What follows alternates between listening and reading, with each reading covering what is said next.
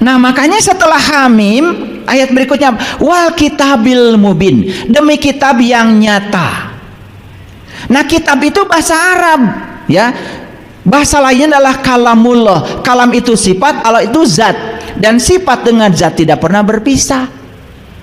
Jadi kitab sejati itu adalah Allah yang ada dalam diri. Makanya kita disuruh membaca kitab sejati itu. Iqra kitabaka kafa binafsika al-yauma 'alaika hasiba. Bacalah kitab sejatimu dan cukup itu sebagai juru hisabmu. Itu perintah di Quran itu, membaca kitab sejati.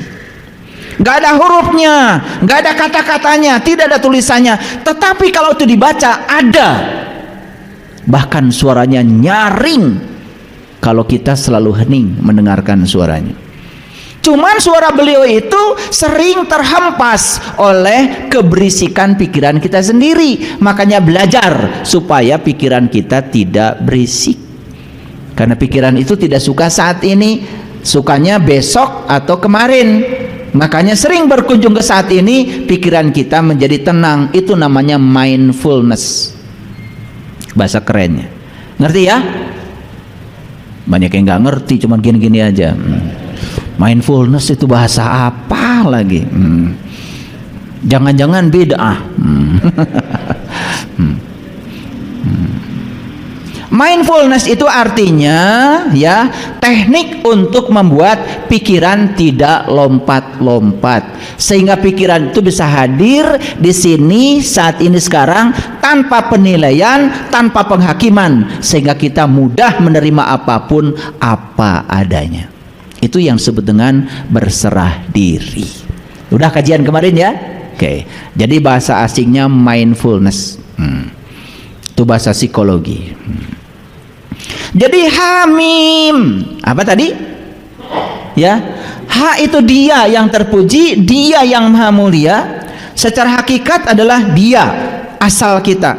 Tetapi dia bisa bermanifestasi. Siapapun manusia yang mau menyatu dengan dia, pasti kebagian haknya, pakai kebagian mimnya. Mau kebagian? Nyatu sama dia.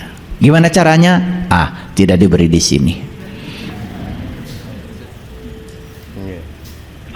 Makanya dikatakan wal kitabil mubin.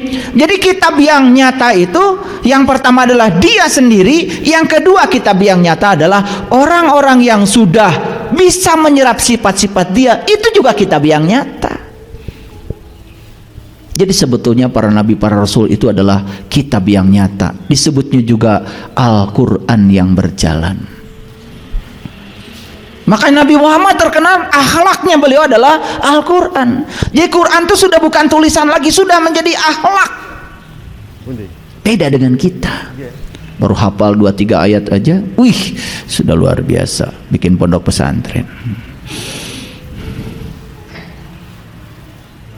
Makanya kita itu sekarang ya butuh pengamal, bukan penghafal saja. Ya, inna anzalnahu fi lailatin mubarakah inna kunna mundirin. Sesungguhnya kami menurunkannya pada malam yang diberkahi, kamilah yang memberi peringatan. Ayo lihat saya semuanya. Jadi sebetulnya Allah itu sudah bersama dengan kita. Al-Hamid, Al-Majid itu sudah bersama dengan kita. Loh, kok kenapa hari ini sifat-sifatnya tidak muncul sebagai sifat diri kita? Karena kita belum mendapatkan berkah. Makanya berkah itu diturunkan pada suatu malam. Malam itu identik dengan kegelapan. Dan kegelapan itu ada kaitannya dengan fisika ruh nanti. Kegelapan biasanya diidentikan dengan sesuatu yang tidak kita inginkan. Nah, sementara selama ini kita suka menolak yang tidak kita inginkan, bukan? Padahal yang tidak kita inginkan itu, siapa tahu lewat jalan itu kita mencapai kesadaran. Makanya saya sering bicara dengan orang-orang yang, kenapa?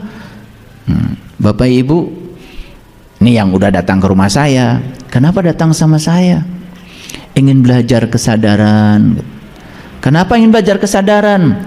Karena situasi sekarang sudah tidak seperti dulu lagi. Dulu duitnya banyak, sekarang tidak ada lagi. Dulu gagahnya kayak apa, sekarang gagahnya tidak ada lagi. Dan biasanya orang belajar kesadaran kan setelah itu.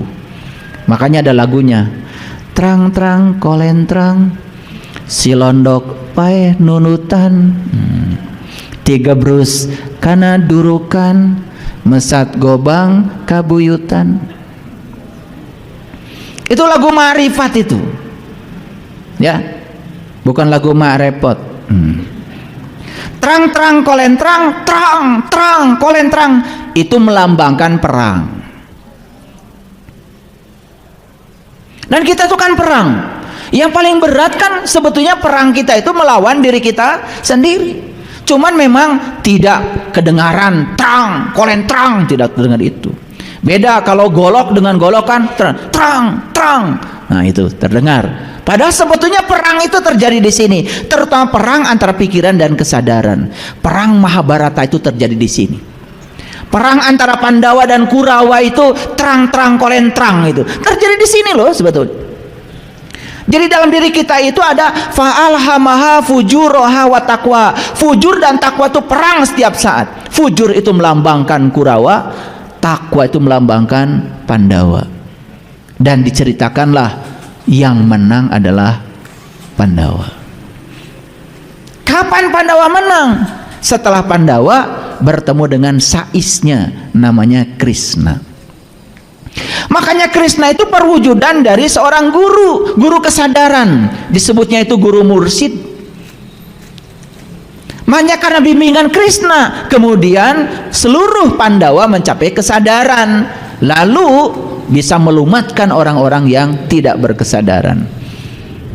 Gitu. Nah, suka nggak di sini terang kolentrang? Suka. Si londok, nah londok itu adalah bunglon. Bunglon itu adalah si topeng. Bahasa pewayangannya adalah dasa muka, disebutnya Rahwana. Siapa dasa muka itu? Siapa Rahwana itu? Dia yang suka berganti-ganti wajah, pura-pura baik, pura-pura dermawan, pura-pura suci, pura-pura tahu. Nah, itu namanya Rahwana. Maka disebut si dasa muka. Dasa itu 10, muka itu wajah. Wajahnya 10. Sebetulnya wajahnya yang aslinya lebih dari 10.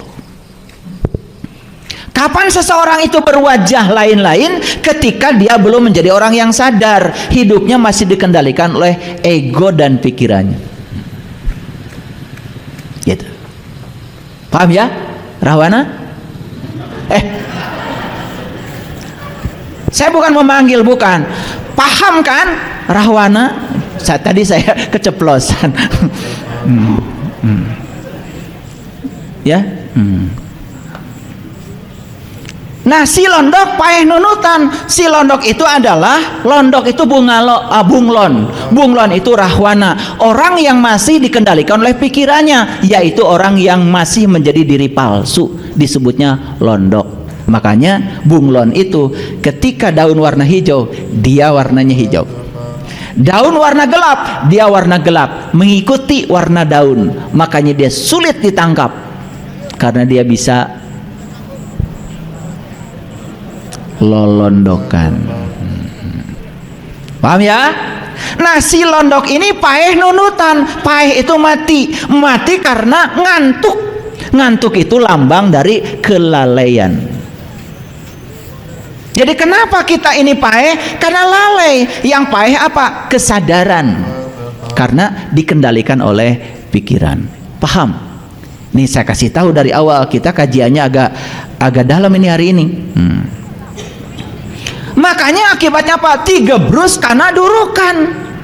Masuklah dia pada api yang menyala-nyala. Itu bahasa Sundanya durukan. Api yang menyala-nyala, bahasa Qurannya nar.